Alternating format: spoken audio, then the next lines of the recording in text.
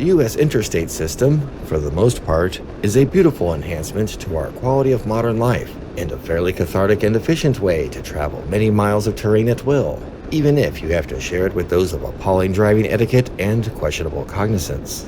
However, in my advancing years, in conjunction with my documenting desires, I find myself a lot more interested in traveling anywhere by the back roads, because there's still a lot of interesting stuff to see that you never could from an expressway. When you're traveling by interstate or other major dual carriageway, you're in the mindset of efficiency, miles per hour, accounting for pit stops when estimating arrival times, subject to unforeseen delays and inescapable blockages, all factoring into some arbitrary goal of traveling within the socially expected amount of time.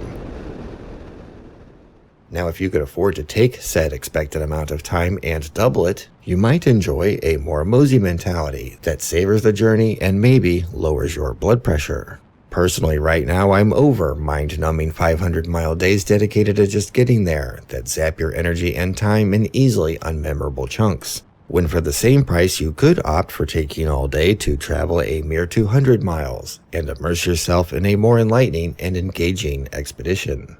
This video takes a look at a fine example of a delightful perk of practicing this philosophy, known as Stephenson's General Store in Leavenworth, Indiana. Snaking along the Ohio River down Highway 62 revealed this gem of time-resistant rural Americana, alive and dutiful today as it has for a century, a perfectly plotted provision provider precisely pertinent to a personal coffee craving.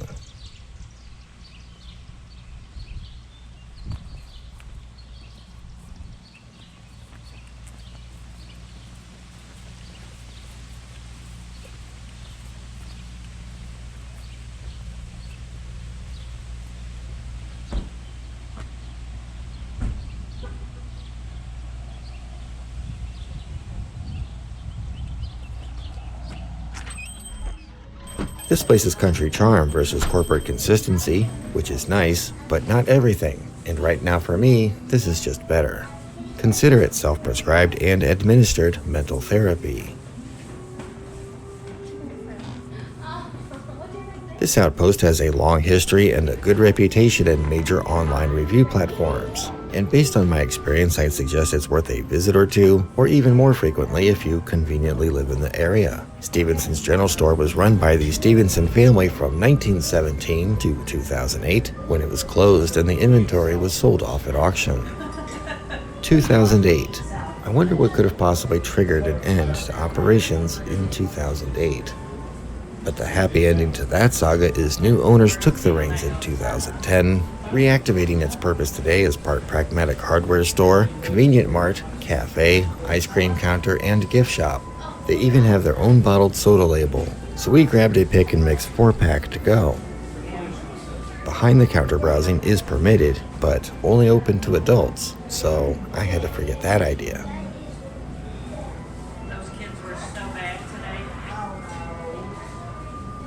The owners seem to have a genuine love for the place and their customers, and while I would have liked to get some on-camera account from them, I'm quite grateful they permitted me to film this documentary tour in order to expound on positive life-affirming joys of life, as simple and taken for granted as they may be, only missed when they are no more.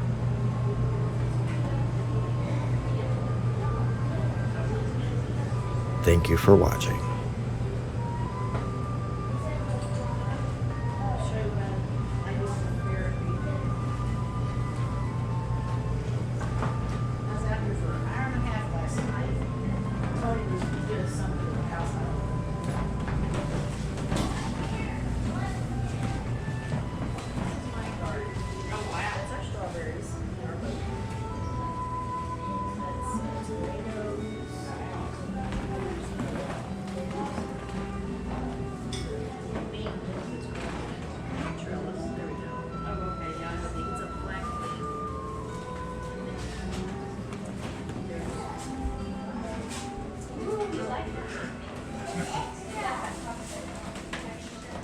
I've never been a fan.